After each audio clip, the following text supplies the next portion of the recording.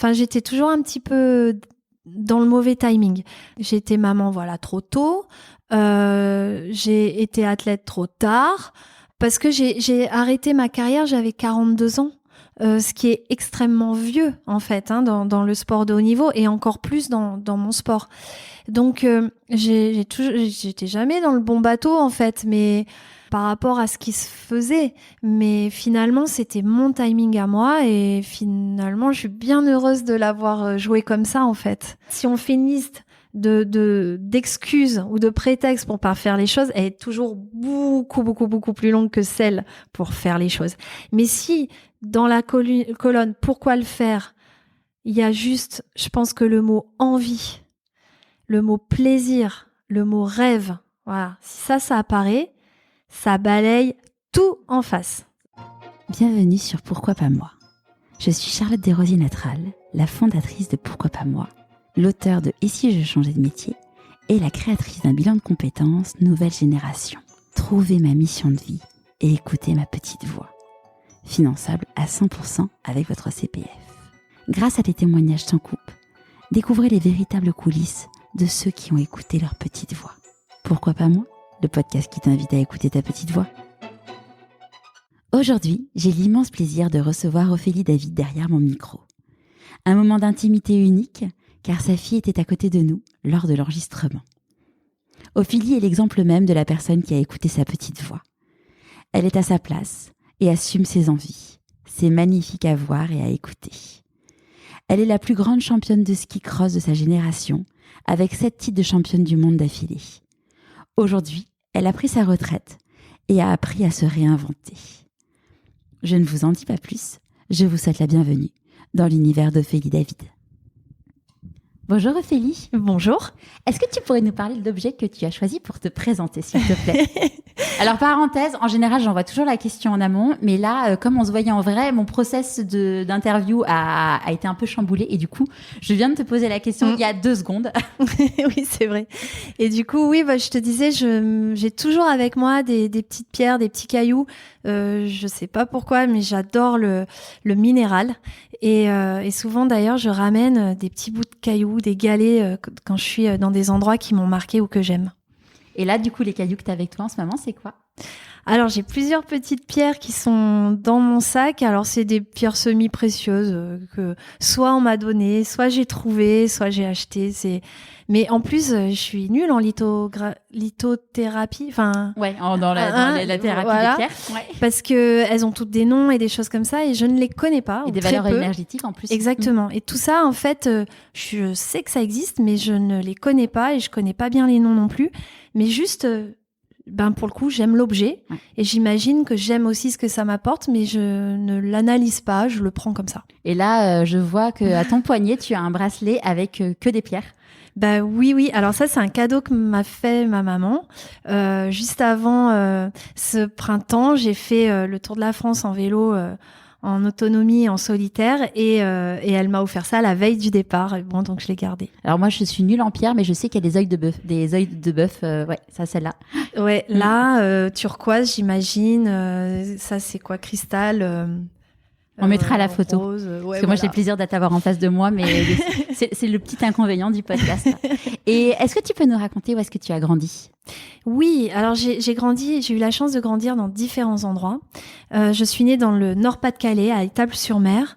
Ensuite, j'ai grandi à Ajaccio, en Corse. Et j'ai fini, je dirais, la fin de mon enfance, le début de mon adolescence dans les Alpes, à l'Alpe d'Huez exactement. Et voilà, j'ai toujours été, je dirais... balancée entre la Corse et les Alpes pour grandir. Et pourquoi t'as bougé autant? Mon papa était joueur et entraîneur de basket et on a beaucoup déménagé au rythme de ses contrats. Et donc le sport a fait partie de ta vie depuis toute petite, j'imagine? Oui, c'est vrai que le sport a toujours été, je crois, un pilier d'éducation pour mes parents. Mon papa était donc un grand sportif, ma maman pas du tout, elle était éducatrice spécialisée. Mais oui, ça faisait partie je pense, des outils qu'ils avaient mis en place pour m'élever. Ouais. Et quand t'étais petite fille, t'étais quoi comme type de petite fille? Alors, j'étais un garçon manqué. Enfin, c'est ce qu'on me répétait sans arrêt. Et moi, je me trouvais pas forcément garçon manqué, mais c'est vrai que j'avais toujours les genoux écorchés. En grandissant en Corse, je me faisais toujours des cabanes dans le maquis. On a habité aussi 1 an sur un voilier, donc j'étais tout le temps en train de grimper comme un petit ouistiti de partout. Donc en fait, je comprenais pas trop cette expression de garçon manqué, parce que moi, je trouvais que j'étais juste une petite fille qui aimait bouger, vivre. Oui, je jouais à la poupée, mais j'étais pas hyper fan. Ouais, je préférais être dehors. Voilà. Donc j'étais une petite fille comme ça. T'avais quel âge du coup quand vous avez fait un an sur un bateau? J'avais 6 ans. Ouais. Donc du coup, c'était ta maman qui te faisait l'école Non, on habitait sur le bateau. D'accord. Ah, vous mais habitiez... le bateau était au port. Ok, d'accord. Donc non, mais par contre, j'ai effectivement goûté à l'école par correspondance, mais bien plus tard, puisque j'ai fait ma première et ma terminale par correspondance. Et j'ai donc passé mon bac en candidate libre. Pourquoi? Pour le ski. Ouais, Tout simplement pour le ski. C'est vrai qu'arrivé à un certain niveau, on est tout le temps sur la route. On va de station en station. Le gros de la saison, c'est l'hiver et ça correspond au 2e trimestre. Donc tout ça est un petit peu compliqué. Donc soit on rentre dans ce qu'on appelle un lycée d'été, c'est-à-dire que les grandes vacances sont l'hiver et par contre on est juillet-août à l'école. Voilà, moi j'aimais bien, j'ai toujours été attachée à la Corse, donc c'est vrai que l'été pour moi fallait que j'aille sur l'île. Et bon voilà, l'école par correspondance, je me rendais pas bien compte dans quoi je m'embarquais, mais finalement je trouvais le concept vachement bien et finalement ça a fonctionné. Ouais. Ouais. Et alors du coup le ski, à partir de quel moment il est rentré dans ta vie? Parce que au début, t'étais loin des montagnes. Bah ouais, j'étais très loin des montagnes. Petite, je me suis jamais imaginée championne de ski. Mais c'était quoi d'ailleurs tes rêves quand t'étais petite? Tu sais quoi? Je voulais être dans l'espace. Je rêvais de sentir la sensation de voler. Donc je disais à tout le monde que j'allais être cosmonaute. Bon, voilà. Tu me diras après avec les sauts, des fois je volais un petit peu en ski. Complètement, ouais. Mais donc voilà, oui,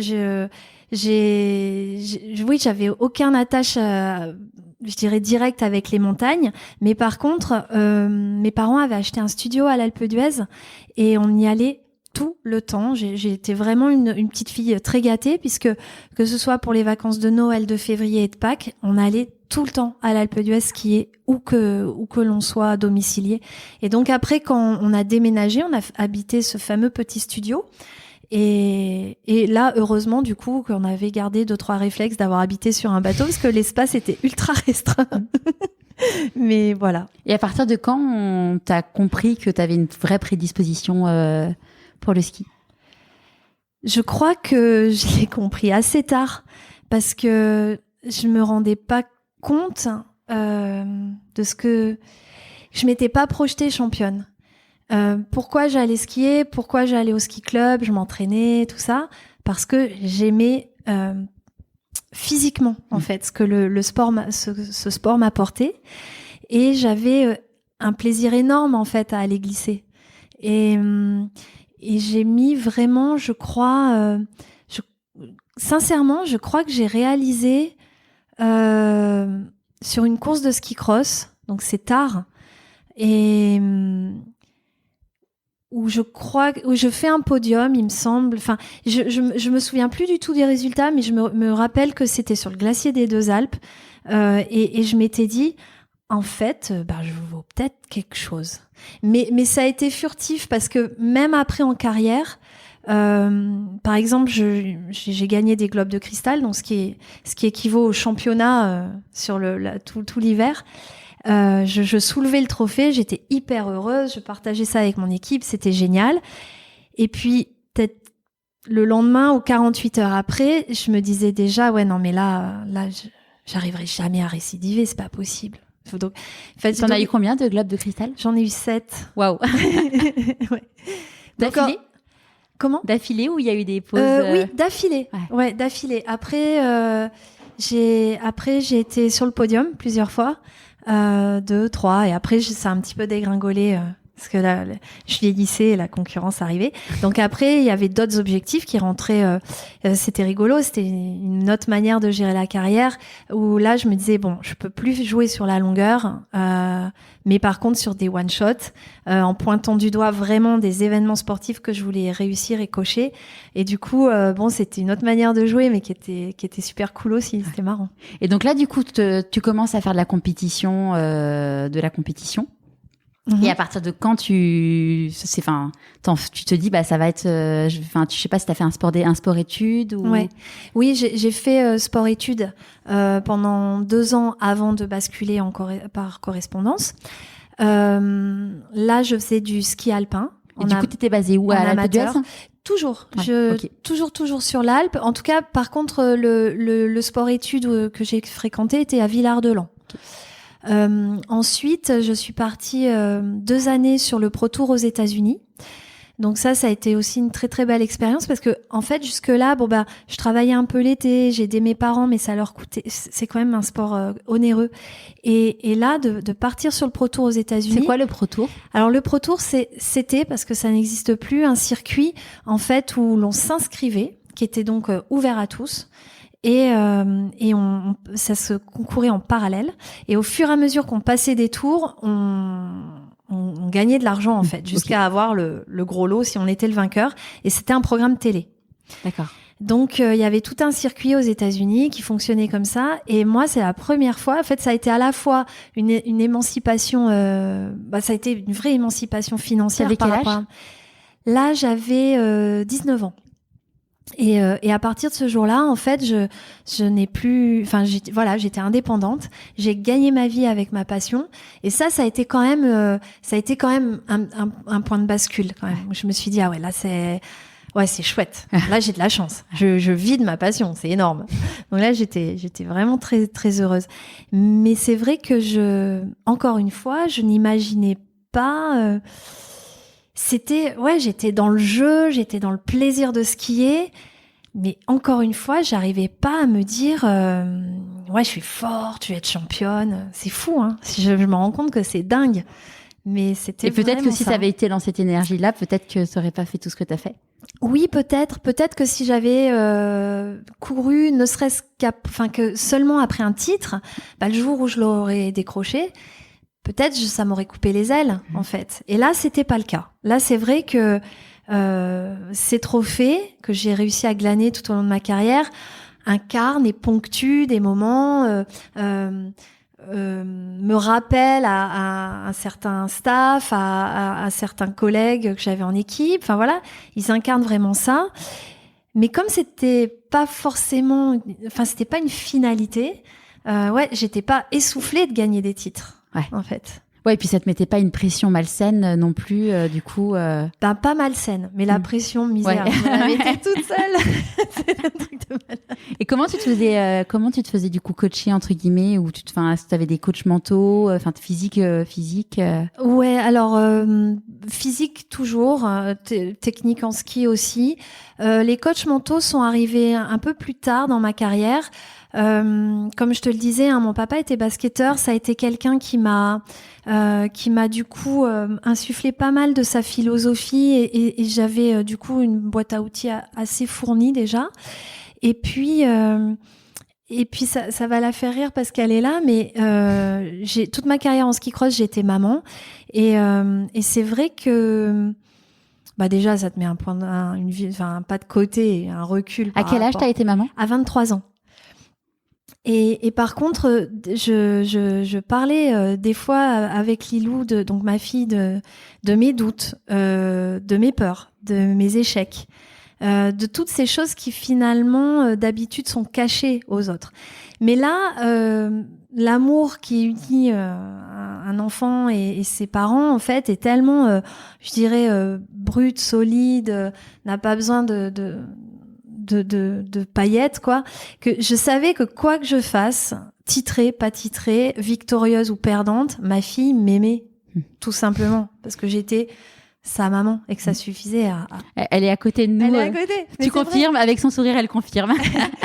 et en fait, donc des fois, donc j'avais Lilou au téléphone et elle a toujours trouvé des mots et elle avait une lecture super simple, super saine, super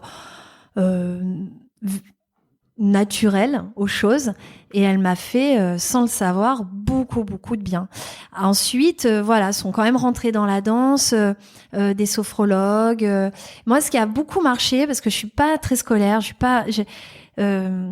vraiment de la peine avec les choses très rigides, très rythmées. Quand c'est trop comme ça orchestré, ça m'étouffe un peu, ça me fait peur. Donc voilà, fallait un petit peu d'instinctif, d'animal presque. Et ben du coup, ce qui me correspondait le plus, c'était l'hypnose ouais. active. Et ça a été, ça m'a bluffé et ça m'a beaucoup aidé aussi sur la fin de ma carrière. Ouais, l'hypnose, c'est incroyable. Ça permet de refaire sortir des choses. Mais moi, j'ai été hypnotisée là il y a 15 jours parce que ma psy fait de l'hypnose et de l'EMDR. Mais j'ai vécu un moment où en fait, ça m'a ouvert les yeux en me disant, mais waouh, Charlotte, t'es vraiment, mais trop gentille. Faut que tu muscles ton jeu là, parce qu'en fait, t'es beaucoup trop gentille là, stop. Oui, il y a de ça, mais il y a un côté, en fait, on se rend compte de la puissance du subconscient. Ouais. Et on se rend compte de la puissance de son cerveau et on se rend compte de notre incapacité à le maîtriser surtout. Et j'ai trouvé que en ça, l'hypnose active était extraordinaire. Il y a un côté magique. Et enfin bref, voilà, voilà. Non, c'était des chouettes expériences et j'avoue que là, j'en fais plus, mais je me sers de ces expériences. Mais je pense que je vais y retourner là. Ouais, explorer des choses. Ouais.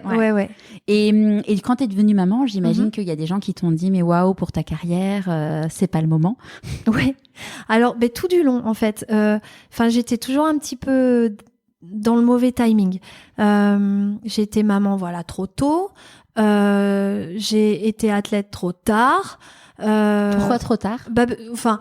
Parce que j'ai arrêté ma carrière, j'avais 42 ans. Ce qui est extrêmement vieux en fait dans le sport de haut niveau et encore plus dans mon sport. Donc j'étais jamais dans le bon bateau en fait, mais par rapport à ce qui se faisait.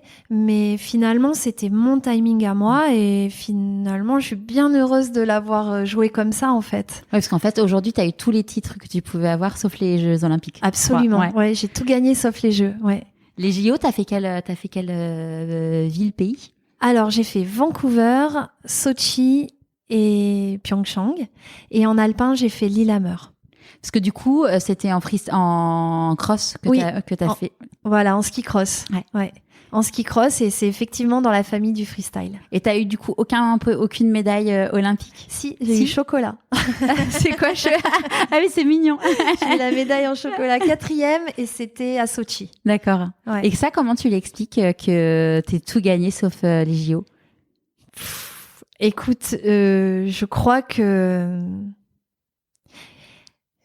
j'ai pas vraiment la réponse, ça pourrait être que des suppositions, mais effectivement j'aime passionnément cette compète et je crois que j'y mettais peut-être trop d'affect, comme je sentais que je mettais trop d'affect, par exemple sur Vancouver j'ai voulu tout couper en disant non c'est un départ, une ligne d'arrivée, des modules au milieu, c'est comme d'habitude, mais en fait non, c'est pas comme d'habitude, c'est les JO, donc je me suis complètement loupée.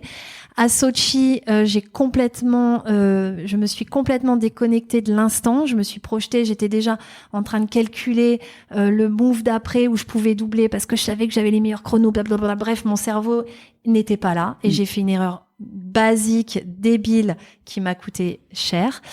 Et à Pyeongchang, j'étais en fin de carrière, donc j'étais vraiment dans cette logique du one shot.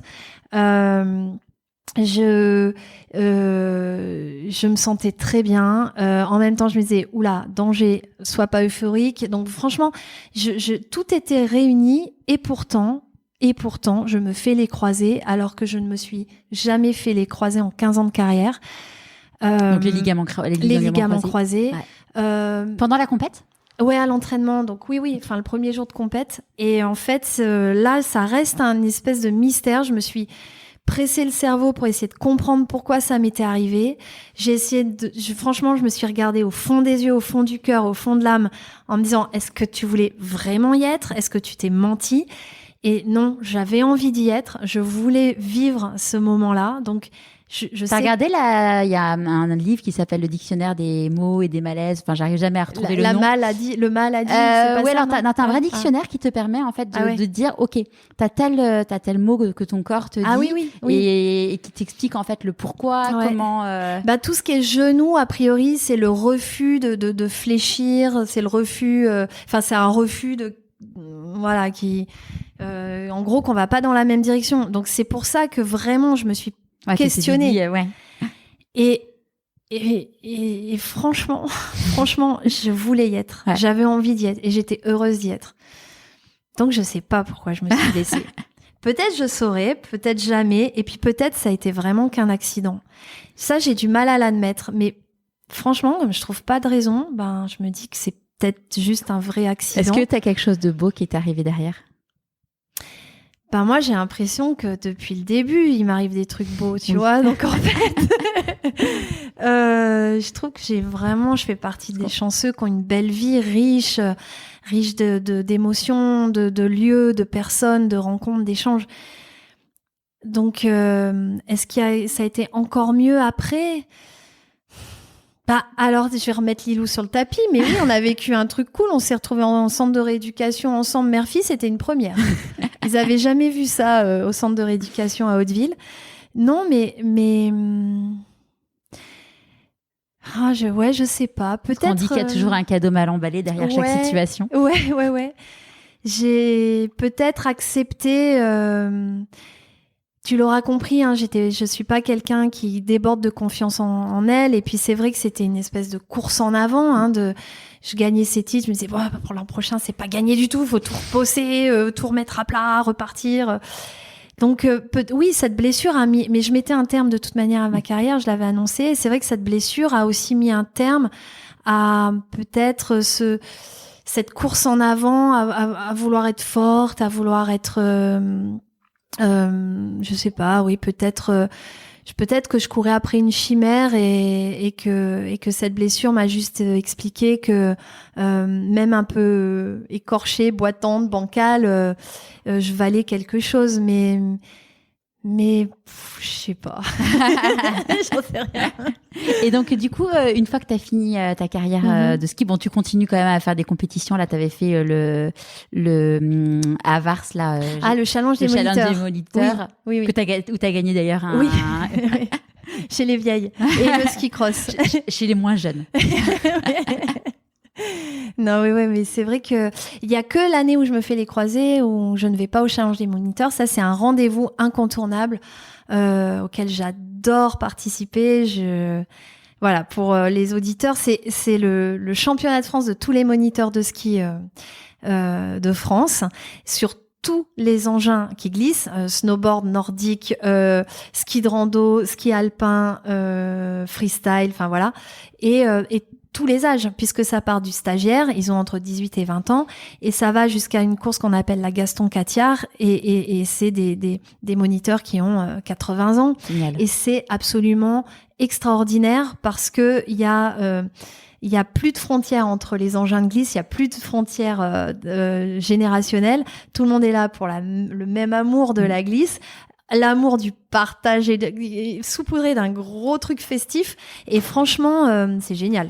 J'adore. Il y a une ambiance. Moi, j'étais à Vars la semaine d'avant. Enfin, on est parti je pense la veille tu sentais une euphorie dans la station. C'était c'était génial. Ouais. Oui, c'est la grande messe des amoureux du ski. Et c'est vrai que c'est aussi l'occasion de retrouver les copains qui font les saisons dans d'autres stations. Ouais. Et non, c'est génial. Et donc là, depuis le ski, de quoi est fait ta vie? Toujours un peu de ski, j'imagine. Ah oui, toujours du ski. Je suis monitrice de ski, on vient d'en parler et j'enseigne pendant les vacances. Donc du coup, t'enseignes, et donc t'enseignes entre Je suis à l'ESF de l'Alpe d'Huez. Mais n'importe qui, tu peux... Absolument. Ah, donc n'importe qui peut avoir l'opportunité et la chance de t'avoir comme mono, le truc de fou, quoi. Absolument. Je suis partie de l'école, donc je suis une monitrice parmi d'autres. Donc t'es pas forcément cours particulier, ça peut être... Non, mais on peut après me demander en cours particulier. Ça, c'est complètement possible. Donc si vous allez à l'Alpe d'Huez, sachez que Ophélie y est. C'est ça. Et puis, j'ai ma boîte d'événementiel. Alors, c'est tout petit, parce que c'est moi, et moi. Mais donc, je suis toute seule. Mais par contre, j'embauche des prestataires. Et du coup, tu fais quoi comme type d'événement ? Là, c'est plutôt de l'outdoor et c'est plutôt dans les montagnes puisque c'est là où je suis le plus crédible et c'est là où il y a tout mon réseau. Mais franchement, j'aime bien me challenger. Et du coup, c'est vrai que si j'ai des opportunités ailleurs, ça me ferait très très peur. Mais je dirais oui et je foncerai, ça c'est sûr. Et j'adore en fait monter ces événements parce que je trouve qu'il n'y a rien de plus joli que le sourire des personnes à la fin de la journée et tu te dis tiens, je vais faire des beaux souvenirs quoi. Et ça je trouve que ça n'a pas de prix, j'adore ça. Et là tout récemment avec mon ami, on a créé notre entreprise d'édition et on va cet hiver publier 2 gratuits, l'un à l'Alpe d'Huez et l'autre à la Clusaz. Donc là, c'est aussi une sacrée aventure. Donc c'est des gratuits où il y aura quoi dedans ? Alors on va surtout mettre en avant, je dirais, la richesse de la station qui accueille tous ces touristes. Voilà, vraiment, on espère que les lecteurs, en feuilletant les pages du magazine, vont se rendre compte de la richesse du territoire sur lequel ils sont, que évidemment, c'est absolument merveilleux de skier, de la féerie du Blanc, etc. Mais vraiment, la richesse de ces endroits, c'est la faune, la flore, les habitants, le savoir-faire, le terroir. Et on a envie de montrer tout ça à travers notre magazine gratuit. Donc voilà, il y a de très très belles histoires qu'on a envie de partager avec les personnes qui vont venir en vacances chez nous. Et du coup, ça s'est financé, j'imagine, par des partenaires locaux, Oui, absolument. En fait, on vend les espaces pubs et ça, voilà, ça finance le magazine. Et puis nous, ça nous permet. On a aussi du vrai rédactionnel, on a du publi rédactionnel, c'est-à-dire une histoire couplée à de la publicité. Mais en tout cas. On met beaucoup d'énergie pour faire en sorte que ce magazine gratuit ne ressemble pas à un gratuit, qu'il soit beaucoup plus intelligent que ça, qu'il soit plus drôle, qu'il soit plus beau. Et puis, ouais, on a vraiment envie que les gens l'emmènent avec eux parce que ça va leur rappeler, ah bah oui, regarde le resto où on a mangé, ah bah oui, regarde, c'est là qu'on a skié, ah bah oui, nous aussi on a vu le chamois là-bas, enfin... Ouais, la montagne, c'est tellement riche. Et on a envie, que de leur faire vivre une expérience parce qu'ils auront eu les coulisses de tout ça. Oui, aussi, se rendre compte de la richesse aussi des habitants qui sont là-bas. Il y a des trajectoires incroyables, des personnages, mais c'est des romans à eux seuls. Et voilà, on a envie de mettre tout ça en avant. Donc là, ça va sortir avec l'ouverture des stations en décembre. Ouais, absolument. Les magazines seront livrés la semaine du 12 décembre. Juste avant les vacances. Vous en êtes où là du coup par rapport à ce projet ? Parce que là aujourd'hui on est le 21 octobre. Ouais, bah tu vois, il y a le tic-tac qui s'accélère. On commence, beaucoup de choses sont bouclées et puis il y a encore de la commercialisation en cours et il y a encore des pages de pub à récupérer à droite à gauche par nos fournisseurs et puis. Ouais, non, là, c'est un peu le rush, j'avoue. C'est un peu stressant. Et les événements, t'en fais à quelle fréquence ? J'en fais pas beaucoup, j'en fais 2 par an là aujourd'hui. D'accord. Donc ouais, c'est quand même le prochain, il est tranquille. Le prochain sera fin janvier et le suivant, il est en mai. D'accord. Il y a encore des places pour les personnes qui auront envie si les personnes qui nous écoutent et qui se disent je rêve d'aller participer à ce type d'événement. Oui, alors en fait, c'est des événements que j'organise pour des clients. Donc en fait, c'est pas vraiment sur invitation, d'accord. mais bon. Ouais, tout d'ailleurs, je partage tout sur mes réseaux. Ok, de toute façon, on mettra tous les liens. Ça marche. Et quand tu lances ces nouvelles initiatives, comme tu disais tout à l'heure, t'as pas une confiance en toi démesurée. Comment tu fais pour justement dépasser tes peurs et y aller ? Je me laisse pas le choix. Je me laisse pas trop le choix. Et puis, depuis le temps, j'ai envie de te dire, j'ai compris en fait un peu le processus et je sais que, je passe par une phase d'euphorie, que je suis là, je me dis, waouh, on va faire ça. Je m'emballe un peu. Après, je me mets sur une feuille blanche et je suis en train, et là, je me rends compte tout ce qu'il faut mettre en place pour réaliser les choses auxquelles j'ai pensé. Là, je me dis, ah non, mais là, en fait, c'est pas possible. Donc là, j'ai une phase un peu de digestion où limite, je retouche au crayon et au papier. Et puis, petit à petit, j'attrape un fil je tire et je débousse, voilà, je défais ma pelote et puis je me dis, ah mais tiens, un tel pourrait faire ci, un tel pourrait faire ça. J'essaie de pas faire trop de compromis par rapport à l'idée de base. J'essaie de la laisser brute, intense comme elle était. Bon, après, des fois, voilà, on est un petit peu obligé. T'as souvent la pression financière qui vient édulcorer tout ça, mais voilà. Et puis à un moment, voilà, les jours passent et comme là, hein, la sortie des magazines, ben ça avance. Puis il y a des choses à faire et à un moment, t'as juste plus le choix. Et à ce moment-là, je me mets un peu en mode bulldozer et je rentre dedans et boum boum boum et ça part. Et au moment du démarrage, j'ai une boule au ventre astronomique. Je me dis que voilà, j'ai pas assez bien fait les choses, que ça va pas, que si c'est pas si, enfin voilà, je m'auto-flagelle un petit peu et puis finalement je me rends compte que ça passe, que finalement les gens sont bien moins exigeants, où moi je voyais des problèmes, eux ils en voient pas du tout, enfin, et du coup ça passe fluide et quand on fait les débriefs après les événements, il y a des choses à améliorer, mais souvent c'est des détails et le fond en fait tenait la route et je me dis je m'en suis bien tirée, ça va, j'ai de la chance. Et rebelote pour le truc d'après, je m'enflamme, je me chie dessus, et c'est parti. Mais bon. Et voilà. justement, financièrement, ça gagne bien sa vie, un champion de ski? Enfin, championne, parce qu'en plus, on sait que les hommes et les femmes ne sont pas payés pareil forcément dans tous les sports. Ouais. Alors, nous, on a les mêmes primes de course par la Fédération internationale de ski. Par contre, les contrats de marque, effectivement, il y a des grosses disparités. Donc, c'est assez drôle. Le monde de la montagne, du ski, c'est un milieu très masculin, mais pour autant pas du tout macho, je trouve. Moi, les seules fois où j'ai été confrontée à du sexisme, finalement, ça a été quand j'étais face à des entreprises. Ouais, parce que du coup, tu donnes des conférences. Oui, ou même quand je devais signer mes contrats et discuter de mes contrats. Clairement, si j'avais été un garçon, j'aurais gagné beaucoup plus d'argent. Vraiment. Est-ce que on gagne bien notre vie? Oui, parce que par exemple moi quand j'étais en carrière, je ne faisais que ça, ce qui est clairement un luxe pour un sportif de ne pas avoir à travailler à côté. J'avais interviewé Laura Di Muzio qui a été championne de France de rugby et clairement elle était obligée d'avoir un job à côté. C'est ça. Ouais. C'est pour ça que je te dis, moi j'en vivais et donc je faisais partie des nantis. Par contre, je suis pas riche aujourd'hui. Enfin, je dois travailler. Par exemple. Ouais, tu peux pas te dire à la fin de ta carrière. Non. Après, voilà, encore une fois, je pense que ça dépend de quel pays, ça dépend, de quel sexe c'est très variable, mais globalement. En carrière, on arrive quand même à en vivre, les skieurs, mais derrière, faut se remonter les manches. Voilà. Oui, t'as personne qui, de toute façon, t'as pas forcément envie à 43 ans de dire j'arrête de bosser, et deux, au moment ça m'aurait pas déplu, tu sais, de juste ne pas avoir cette pression financière et de pouvoir juste investir dans les trucs qui te tiennent à cœur et tu vois, de se couper de l'alimentaire. Je trouve que c'est quand même un peu l'objectif d'une vie, quoi.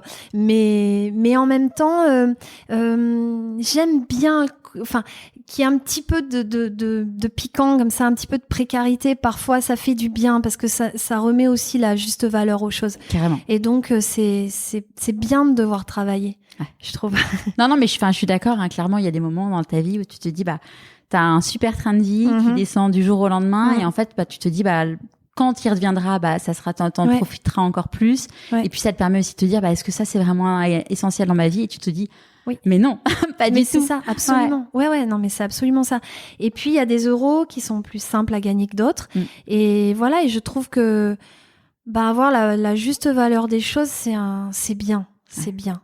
Ça nous permet vraiment, je crois, d'appréhender, la société, les échelles de valeur, nous, par rapport aux autres pays dans le monde, etc. Et tout ça.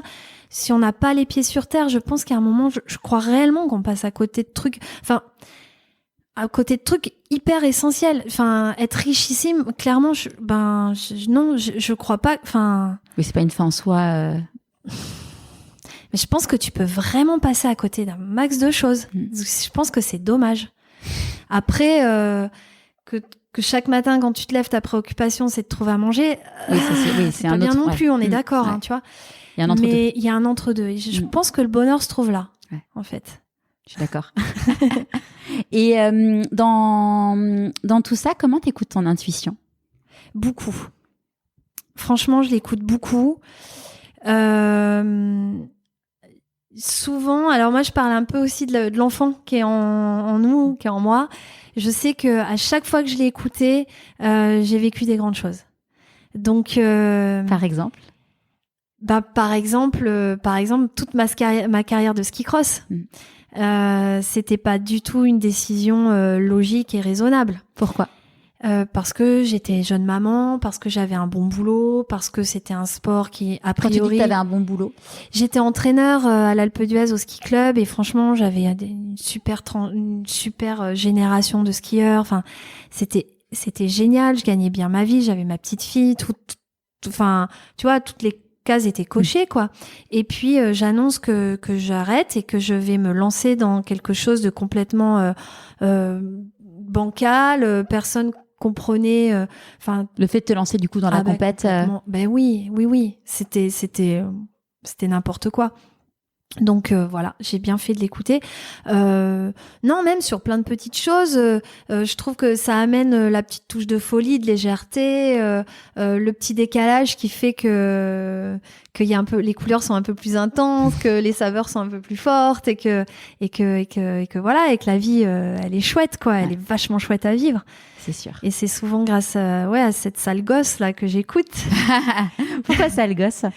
Parce que je pense qu'il faut un côté déraisonnable, un petit peu déraisonnable, dans la mesure...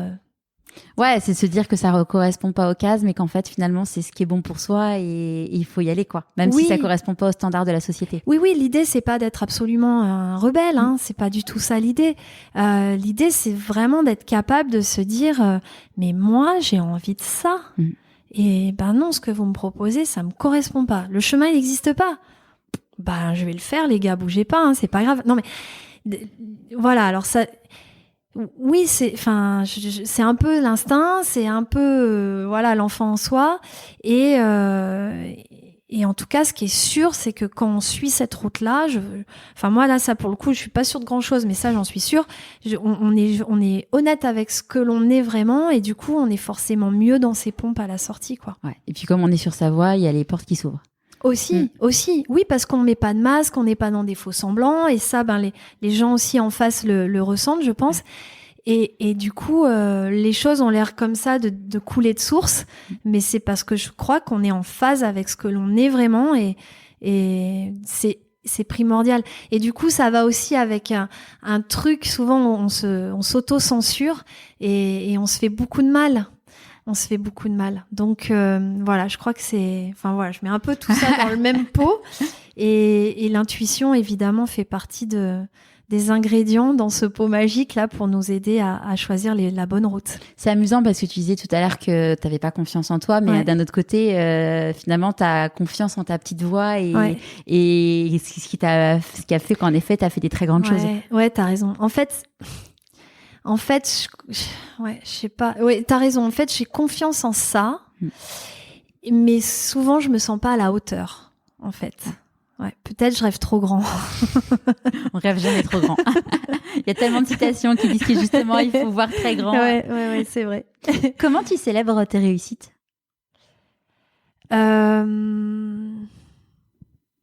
Écoute, je crois que j'ai eu des célébrations multiples, en fait. Il y en a vraiment eu qui ont été très, comme des grandes lames de fond à l'intérieur, comme une vague qui te submerge, très profonde, très douce, très lente, mais qui t'englobe. Et j'ai eu vraiment, pour le coup, des feux d'artifice qui explosaient à crier, à hurler, donc je pense que j'ai eu un peu les deux extrêmes. Je sais pas si j'ai une manière de célébrer. Mais tu célèbres. Ouais. Mais il y a des petites célébrations quasi quotidiennes. Ah bah c'est bien. Non mais en fait c'est amusant parce que c'est une question que je pose à chacun de mes invités. Il y a beaucoup de gens qui me disent je devrais célébrer. Mais moi je trouve ça génial de célébrer. Ouais. Bah oui. Franchement, je pense que c'est rien et ça fait tellement de bien. Ah, mais tellement. Et les petites victoires, elles aident à aller vers les plus grandes en fait. Et après, c'est bien aussi d'être critique envers soi. Hein. Faut pas non plus se reposer trop sur ses lauriers, je trouve. Il faut aussi être capable de se regarder et de se dire ouais, non, c'est pas bien. Mais effectivement, quand on a quelque chose qu'on estime réussi ou qui nous apporte du bonheur, le souligner, c'est bien. Ouais. D'ailleurs, tu vois, on a initié un nouveau rituel avec mes enfants le soir quand on dîne, c'est de se dire de quoi on se réjouit. Et c'est vrai, en fait, c'est marrant parce que au début, c'est moi qui avais lancé l'initiative. Et là, hier soir, mon fils, il me dit, maman, on n'a pas fait de quoi on se réjouit aujourd'hui. Ah, c'est génial. Ouais, et alors ma fille, qui pour le coup est plutôt beaucoup plus positive que lui, qui râlait et tout. Et en fait, maintenant, du coup, tous les soirs, on se dit, ok, de quoi on se réjouit. Et je trouve ça génial parce qu'en fait, plus tu te réjouis, enfin, plus tu mets du positif dans ta vie, plus tu vas voir le positif. Et je suis trop contente de leur avoir donné ce goût-là, parce que, et comme tu disais, en effet, c'est à force de petits succès qu'on arrive à atteindre des grands succès. Et c'est pareil pour le positif. C'est un micro truc, juste genre, t'as mangé tel truc à la cantine, t'es content. Et qu'après, qui te permet de dire, bah voilà, ça c'est super positif, et de se dire que finalement, dans chaque journée, même dans la pire des journées, il y a toujours un truc positif, quoi. Ouais, toujours. Ouais. Des fois, il est bien caché, j'avoue. Oui. mais il y en a toujours. C'est vrai. Non, puis c'est une vraie force de réussir à le ressortir parce que c'est ce qui met de l'essence dans le moteur pour continuer à avancer, en fait. Ouais, et puis après, tu te rends compte que c'est vraiment une gymnastique de l'esprit. Oui. C'est de se dire, bah voilà, ok, c'est vraiment la merde, mais où est-ce qu'il est positif dans tout ça? C'est ça. Ça peut pas être pire. C'est ça, ouais. Exactement. Je suis encore en vie, donc c'est bon. Ouais. À quel moment dans ta vie tu t'es dit pourquoi pas moi? Ben voilà, je vais retourner sur cette course là aux Deux Alpes. Où, ouais, pourquoi pas moi la course au podium et aux victoires. Et puis un petit peu, peut-être aussi un petit peu là avec mon Tour de France à vélo. Donc là, c'était cet été. C'était cet été, ouais. C'était du 25 mai au 3 juillet. Et où je me suis dit, j'ai ce rêve, ben je vais le faire. Alors, c'est pas exactement du pourquoi pas moi, mais un peu quand même, quoi. C'est dans le sens où je pense que quand on se dit cette phrase, pourquoi pas moi, c'est le moment où on est prêt à faire le petit pas dans le vide et à partir à la découverte de soi-même un petit peu et de ce qu'on est peut-être capable de faire, mais en tout cas on a envie de savoir si on en est capable ou pas. Et ben voilà, le Tour de France à vélo, là c'était un donc peu ça aussi. Donc là t'étais toute seule? Ouais, solo, seule avec ton vélo. Ouais. Et j'ai donc dessiné mes étapes en janvier et au mois de mai j'étais sur mon vélo et honnêtement les premiers tours de roue, je me suis rendu compte que c'était énorme, enfin que c'était grand la France. T'es partie d'où et t'es arrivée où? C'était une boucle, donc départ-arrivée d'Étaples-sur-Mer. Okay. Voilà, mon village de naissance. Et en fait, ouais, ça met un peu le tournis, hein, c'est immense et je me suis rendu compte de cette immensité et je me suis sentie microscopique. Et tu vois, on parlait des petites victoires, bah là, c'était petit tour de roue après petit tour de roue. Et au final, ça s'est fait, quoi. Tu vois, les 5600 kilomètres. Sachant que, rappelons-le, au mois de mai cette année, il a fait une chaleur de bœuf. Ouais. Pendant la canicule, j'étais dans la vallée du Roussillon. Là, baba. Mais il y a des moments où tu t'es dit, je vais arrêter. Non, il y a des moments où non, il y a eu évidemment des hauts, des bas, nanana, mais j'avais la certitude en moi que je le finirais. Pas au départ, mais au départ, j'étais plus, c'était l'inconnu, donc j'étais un peu tendue des pattes arrière parce que je me demandais dans quoi je m'embarquais. Passer les Alpes, je savais que je finirais. Voilà, physiquement, j'avais passé je savais que mon corps pouvait m'emmener au bout. Et alors après, voilà, il fallait que le vélo tienne, je l'entretenais, il fallait pas se blesser, il fallait continuer à être assez vigilante pour que tout le monde arrive à bon port. Mais Enfin, mon vélo et moi, du coup. Mais non, j'avais une espèce de certitude impalpable, mais comme un espèce de tuteur là à l'intérieur je me disais non, j'arriverai. Qu'est-ce qui t'a animé dans le fait de faire le Tour de France en vélo ? La curiosité, le goût du voyage, de la liberté, les rencontres.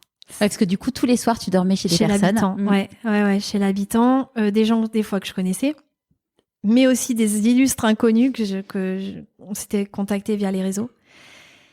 Et ouais, vraiment l'idée de voyage, l'idée d'aventure. Enfin, c'est pas une aventure de dingue non plus. Je suis restée en France, mais en même temps, puis je sais pas, j'avais une envie forte, tu vois, et du coup, ça m'a donné beaucoup d'énergie. À quel moment, du coup, tu as eu l'idée de te dire, tu t'es dit, allez, à quel moment ce rêve a jailli en toi ?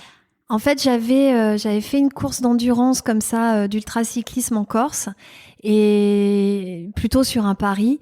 Et en fait, donc là, c'était plus une notion un peu de défi sportif, psychologique et tout. Et je me suis rendu compte que j'avais adoré cette notion de voyage, de découverte et d'itinérance. Ça, j'avais beaucoup aimé. Et j'avais envie de faire quelque chose de plus grand, plus long. Je voulais partir peut-être à l'étranger, justement, ajouter un peu d'exotisme et tout. Et puis finalement, la Covid, bim bam boum, ça change un peu la vision des choses. Et je me suis dit qu'en fait, le mieux, c'était de faire le tour de la France et qu'on habitait un pays vraiment très, très beau. Et voilà, l'idée a germé. J'en ai parlé d'abord à mes proches, mes tout proches. Et ils m'ont dit que c'était une idée de barjot, mais que j'étais suffisamment barjot pour y arriver. Et puis, à Nouvel An, là, j'ai un ami qui fait de l'ultracyclisme tout le temps, qui est venu faire Nouvel An à l'Alpe d'Huez. Et je lui en ai parlé. Et je savais qu'en lui parlant, c'était un peu la première pierre et que ça partirait de là. Et effectivement, il m'a mis en relation. J'ai eu des aides pour le vélo, pour le Garmin, enfin, tous ces trucs. Et puis, du coup, ça y est, c'était concret. T'as décalé par rapport à tes jours d'arrivée ou t'as vraiment été... Non, j'ai réussi à tenir. Génial. Ouais. J'ai réussi à tenir. Il y a, oui et non. Disons qu'il y a eu une grosse tempête de vent en Corse. Donc, j'ai pris un jour de repos en Corse. Il y avait 40 nœuds quand même. Et je me le prenais de face. Hein. Ah oui, aussi. Dans le dos, j'aurais pris le départ. Tu volais là. Alors là, c'était bon. Voilà. Ton rêve d'astronaute, c'était parti. Voilà. Ouais. Là, j'en faisais 2 d'un coup. Mais du coup, non, là, évidemment, malheureusement, il était de face. Donc là, j'ai pris un jour de repos. Donc à partir de ce moment-là, j'avais un jour de retard. Ouais. Et ça m'embêtait parce que j'avais nuit au Mont-Saint-Michel, dans la maison des pèlerins. Donc, si je décalais d'un jour, je perdais ma nuitée sur l'île, quoi, dans le mont. Donc ça, c'était génial. Et il y avait aussi, j'arrivais le 1er juillet à Trouville, et c'était là où habite mon ami, c'était le jour de son anniversaire. Donc en fait, je m'étais dit, mince, bon, alors du coup, j'ai pris mon courage à deux mains et j'ai fait 2 étapes en une pour la rentrée dans les Pyrénées. Parce que je m'étais fait une petite étape, un peu de récup avant d'attaquer la traversée des Pyrénées.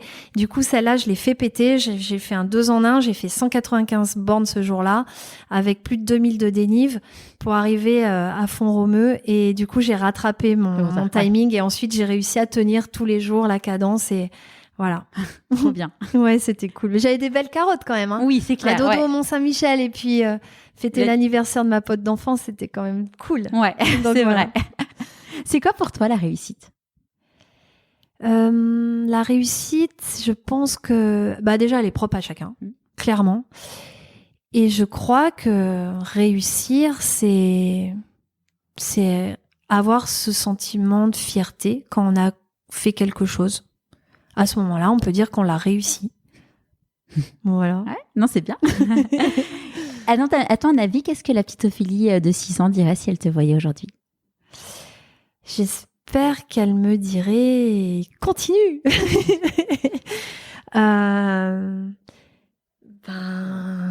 Je crois qu'elle me dirait reste un peu plus dans la nature, t'es souvent en ville. Ça me manque un petit peu. Je crois qu'elle me dirait tu peux pas mieux te débrouiller là parce que quand même tu t'organises trop mal, on n'a jamais le temps. Mais je crois qu'elle me dirait bon à part ça va, tu te démerdes bien, c'est cool, on vit des bons trucs. On dit que dans la vie, quand on fait des choix, on fait des renoncements. Pour toi, quand du coup tu as eu cette carrière de grande sportive, ça a été quoi pour toi tes renoncements? Bah alors tu vois, c'est rigolo, ça me fait penser aussi à cette réflexion que beaucoup de gens ont en disant oh là là, quand on est sportif de haut niveau, il y a beaucoup de sacrifices. Bah je trouve pas en fait. Et du coup, j'ai pas l'impression d'avoir renoncé.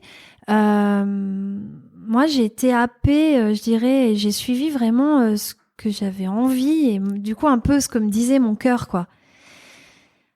Alors, j'ai pas l'impression d'avoir renoncé à grand chose. J'essaie d'imaginer ma vie si j'avais pas fait de ski. Bon, j'aurais peut-être fait un peu plus la bringue, bien que je la faisais quand même un petit peu. Mais ouais, j'aurais été un petit peu plus casanière. Je serais sûrement une meilleure cuisinière. Mais non, franchement, j'ai pas l'impression d'avoir renoncé. Au contraire, j'ai l'impression qu'en ayant vraiment suivi cette voie, j'ai eu plein de cadeaux. Tu vois, donc je sais pas répondre à ta question en fait. Comment t'as géré du coup, jeune maman, sportive de haut niveau Bah moi, j'ai géré comme je pouvais, mais c'est surtout j'ai pu faire ça parce que j'avais la famille autour, le papa de ma fille qui était qui me soutenait à fond, et qui a complètement intégré mon rêve dans sa vie finalement, et puis mes parents et ma belle-mère qui ont été présents pour nous aider à élever Lilou et puis non donc en fait là pour le coup je vais pas mettre la cape de super-héros parce que toute seule je l'étais pas du tout. Ça a été vraiment la famille entière qui s'est retrouvée embarquée dans ma galère en fait et mais en tout cas on a une famille soudée. Ouais, même si aujourd'hui je suis plus avec le papa de Lilou, on est soudés. Ouais. Quoi qu'il arrive, on est ses parents et c'est pour toujours. Bah ouais, carrément. Ouais. C'est quoi la plus grande difficulté que tu as eu à gérer dans ta vie, à affronter? Mais je crois que je suis en train de l'affronter en ce moment même où on se parle. Ouais. Je suis en train d'affronter l'acceptation que mon père n'est pas immortel. Ouais. Et c'est dur. Comment tu fais du coup pour... J'essaie d'être très pragmatique, je dirais, de ne pas m'imaginer le pire, parce que je me contente des choses concrètes en fait, et d'avancer petit à petit. Je me dis j'applique un peu ce que j'appliquais quand je me blessais, par exemple, à mon père, et c'est ce que je lui ai dit d'ailleurs ce matin. Je lui disais, tu sais, c'est ta nouvelle normalité, mais c'est le temps que tu guérisses en fait. C'est comme quand on se blesse. Voilà. Donc en fait, sauf que là évidemment l'enjeu est tout autre, hein, on va pas se mentir. Mais je me dis aussi triste que ça puisse paraître, c'est aussi la vie en fait. Et moi je l'aime la vie. Donc en fait, je suis un petit peu obligée d'accepter. Enfin voilà, ces règles du jeu, elles sont comme elles sont et voilà, c'est ce que je me dis, mais j'essaie d'être présente pour les personnes qui comptent le plus pour moi, donc en l'occurrence mon papa, et j'essaie d'être à la hauteur aussi de ce qu'il m'a enseigné et transmis. Voilà, j'essaie d'être honnête et présente quand je peux. Je fais un peu ce que je peux. On fait toujours quand on fait ce qu'on peut avec tout son cœur, c'est toujours au mieux. Bah c'est ce que je me dis. Voilà. C'est quoi tes plus grandes peurs quand tu te lances des nouveaux défis?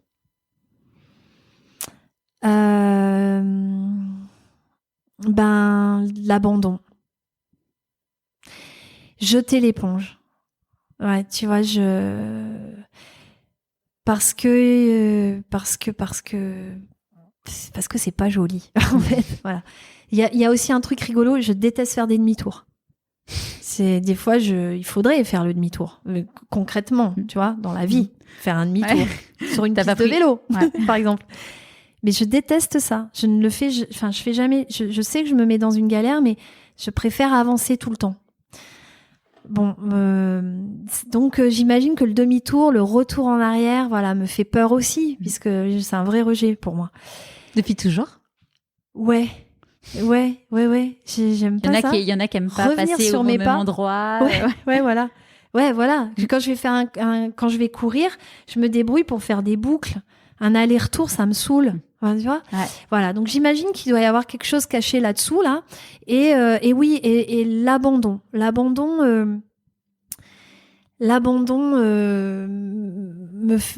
Ouais, c'est pas que ça me fait peur, mais j'aime pas. Et j'espère ne pas, jusqu'à présent, bon an, mal an, j'en ai pas vécu beaucoup des abandons. Enfin, quand j'ai abandonné, c'est que physiquement, je ne pouvais pas être présente. Mais sinon, j'ai réussi à chaque fois trouver les ressources. Donc, voilà, je sais bien qu'un jour, je vais me prendre le mur, hein, mais... Pourquoi? Parce que j'imagine que à vouloir toujours voir où sont la limite, un jour on la trouve. Sauf si on est aligné avec soi-même. Ouais. Oui, alors oui. Ah oui, là je parlais plus physiquement pour le coup. Ouais. Bien que effectivement, quand la tête est bien présente, nos ressources physiques sont quasi inépuisables, c'est vrai. Mais bon, voilà. C'est une nouvelle sportive qui te parle. Hein. Jusqu'à il y a peu, c'était la grosse blague de Charlotte Le Sport. Donc, de quoi t'es la plus fière aujourd'hui? Ah, de Lilou. Bah oui. Mais oui, en plus, je suis fière de... Elle est loin d'être parfaite. Non, mais je trouve que... je suis fière d'elle parce que je trouve qu'elle est une jeune femme rayonnante et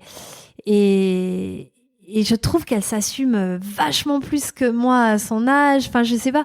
Je la trouve forte. Elle a quel âge du coup aujourd'hui? Elle a 23 ans. Donc l'âge où t'étais maman. Oui, d'ailleurs, on a eu une discussion où je disais, Lilou, je ne suis pas prête. Je ne suis pas du tout prête à être grand-mère. Ce à quoi elle m'a répondu, t'inquiète, je suis pas prête à être maman. Bon, donc c'est bon. C'est marrant qu'ils disent que... Parce que bon, finalement, être maman à 23 ans, c'est un... Oui, je sais. Non, mais c'est fou. Mais il y avait une part d'inconscience, moi, je crois aussi, dans mes trucs. Mais encore une fois, je suivais les élans du cœur et après, j'arrangeais le truc, tu vois, mais c'était pas structuré avant de faire tout ça, quoi. Enfin, bon, bref. Mais non, par exemple, voilà, moi, cette fuite en avant, parce que j'ai pas trop confiance en moi, j'ai pas l'impression qu'elle se soit comme ça chez elle. Je la trouve brillante en fait. Bon là, je lui lance des fleurs, elle va être pénible tout à l'heure. Elle ferme les yeux en mode maman. Je sais, pardon, mais bouge-toi les oreilles. Mais... C'est la première fois que je fais une interview avec une personne à côté et je trouve ça chouette parce que du coup, ça crée les petits moments. Non, puis j'imagine c'est délicat parce que je parle de toi, donc là. Non, mais c'est vrai, je suis très fière d'être sa maman. C'est chouette. Si tu croises quelqu'un dans la rue qui t'entend parler de ton palmarès et qui te dit mais tu n'en es là que grâce à de la chance, qu'est-ce que tu auras envie de lui répondre? qu'il a en partie raison parce qu'il faut quand même une bonne étoile, mais que c'est quelqu'un qui ne connaît pas le sport. C'est tout. Après, je lui dirais que c'est pas si simple, qu'il voit les choses très simplement, mais que l'aventure est beaucoup plus riche que ça et que justement, c'est ce qui fait toute la beauté du sport. Et je pense que c'est aussi ce pourquoi le sport est un langage universel. C'est que on va voir quelqu'un s'exprimer à travers son corps, un mouvement, une énergie qu'il va déployer et ça va nous toucher parce que ça va développer une avalanche d'émotions et tout ça parce qu'en fait, quand il bouge, quand il donne, quand il offre au spectateur sa performance, en fait, il y a toute son histoire. Le sportif offre toute son histoire. Et c'est ça, je pense, qui nous touche.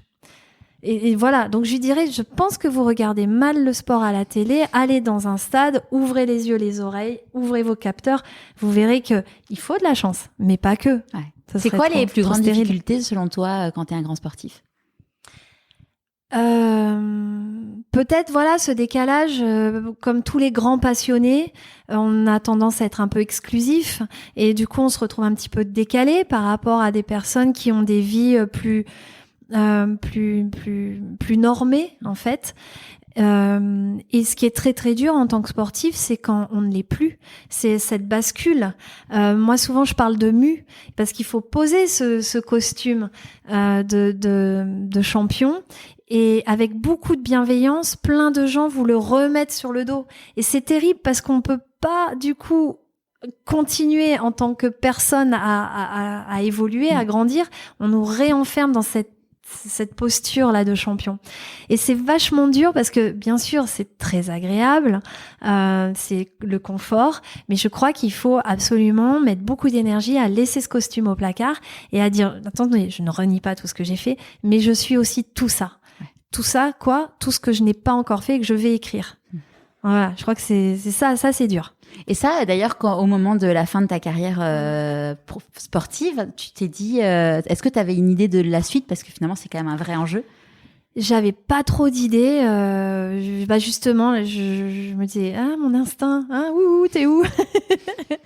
Non, mais par contre, encore une fois, j'ai quand même agi très instinctivement puisque je suis partie 6 mois en sac à dos en Amérique du Sud, l'hiver d'après. Donc, ça a été vraiment une fracture et une coupure forte pour clôturer ce gros chapitre.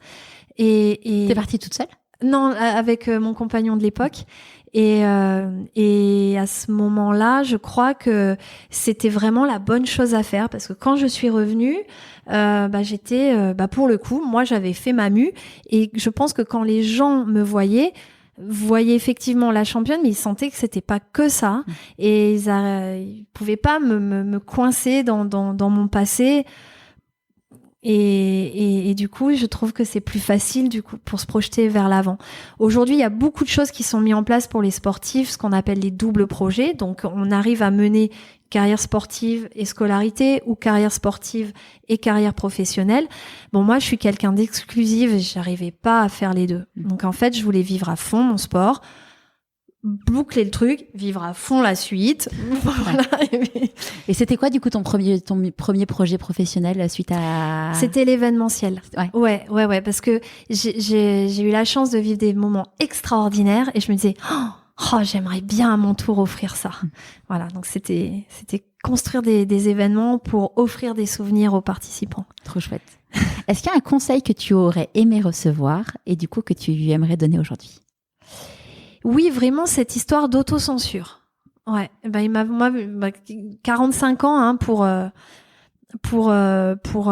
assumer ce truc. Donc j'aurais aimé qu'on me l'explique, j'aurais aimé surtout être capable de l'entendre. Quand tu dis autocensure, qu'est-ce que tu veux dire par là?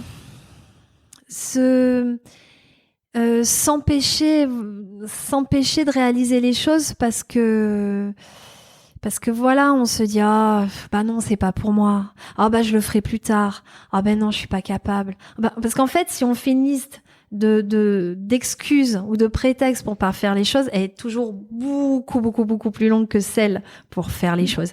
Mais si dans la colonne pourquoi le faire, il y a juste, je pense que le mot envie, le mot plaisir, le mot rêve, voilà, si ça apparaît, ça balaye tout en face. C'est marrant parce que tout à l'heure j'étais sur mon scooter pour aller avant qu'on se voit. J'étais sur mon scooter pour aller nager, me faire mon petit kilomètre du jour. Et je me disais en effet que quand l'envie est plus forte que la peur, en effet, même si la liste de peurs et les peurs sont énormes, en fait, il faut y aller, se mettre un coup de pied aux fesses et go, quoi. Ouais, complètement. Et puis à ce moment-là, quand t'es dans cette logique-là, les peurs, les appréhensions, en fait, on les voit différemment. On les voit plus comme des trucs empêchants. On les voit un peu comme, tu sais, les potes relous qui te font « fais gaffe !» Bah oui, bah ok. Et en fait, c'est bien de les avoir parce que ça nous permet d'être mieux préparés et du coup d'être finalement plus fort au moment où on va se lancer. Donc en fait, plutôt que de voir les peurs comme des freins, moi je vois que quand t'es dans cette logique d'envie extrême, je vois les peurs et les angoisses plutôt comme des étapes à passer qui vont finalement nous aider à construire le projet et c'est comme les piliers de la lampe de rancement. Ouais. Tu vois, je le vois plus comme ça. Ouais. carrément. Et là, tu dis que du coup, c'est quel l'auto-sabotage? C'est l'autocensure, pardon, plutôt que sabotage. Et ben, ce serait de lire que la colonne, pourquoi je le fais pas. Ouais. Et ça, du coup, tu dis que c'est quelque chose que tu as découvert à 45 ans? Oui. Franchement, avec ce tour de vélo. Ouais. C'est marrant parce que quand on écoute ta vie, on peut pas... Bah oui, non mais je sais bien. Après, tu l'as peut-être formalisé. Je suis peut-être pas crédible, mais je vous jure que c'est comme ça que je l'ai vécu. Et c'est quoi le meilleur conseil qu'on t'ait donné? Le meilleur conseil qu'on m'ait donné...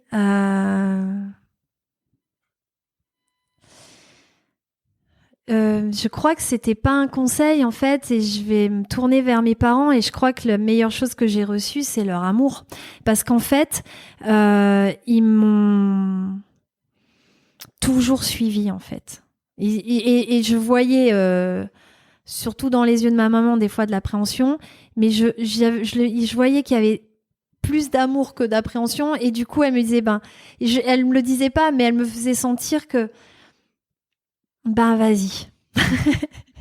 je vais rien dormir de la nuit, mais vas-y. Parce qu'en fait, tu as commencé à faire du ski, entre guillemets, au haut niveau. Ouais. T'étais pas encore à l'Alpe d'Huez? Ah si, j'étais toujours à l'Alpe d'Huez. Okay. À partir de quel âge tu y étais? On a déménagé à l'Alpe, je devais avoir une dizaine d'années. D'accord. Ouais. Et du coup, non, mais les gens n'ont pas compris pourquoi je m'engageais dans ce sport. J'étais jeune maman. Et donc, c'était... intellectuellement deux trucs opposés, tu vois. Une maman, ça doit être à la maison, ça doit protéger son enfant, etc. Donc ça doit être tout le temps présent. Et moi, je leur dis, les gars, je vais partir et je vais faire un truc où chaque week-end je mets mon intégrité physique sur la table. Donc c'est pas du tout des valeurs maternelles, tu vois.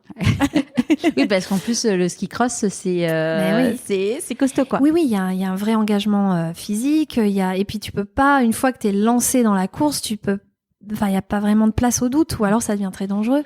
Donc en fait, j'étais socialement, le regard de la société sur moi, c'était la jeune maman, et je pars en fait dans un truc qui est à l'opposé de ce qu'on attend d'une jeune maman. Pas grand monde a compris, en fait. Ouais. Pas grand monde a compris. Mais tu étais alignée avec toi, donc go. Ouais. Et puis, je pense que j'ai, à mon tour, été quand même aussi une maman correcte, parce que, encore une fois, j'ai donné plein d'amour. Non, mais voilà. Et puis souvent, on m'a demandé, et je disais, vous savez quoi, si j'arrive au moins à transmettre ça à ma fille, à savoir... qu'elle assume ses choix, ses envies, et qu'elle les fasse, et moi, je pense que je l'aurais bien élevée. Et donc, le dire, c'est bien, le faire et le montrer, c'est mieux. Donc, voilà. On arrive parce que tu l'as regardé, vous vous êtes regardées toutes les deux dans le blanc des yeux, avec un grand sourire, avec plein d'amour. C'est quoi tes prochains défis? Là, professionnellement, clairement, c'est les magazines. On parle vraiment de l'immédiat.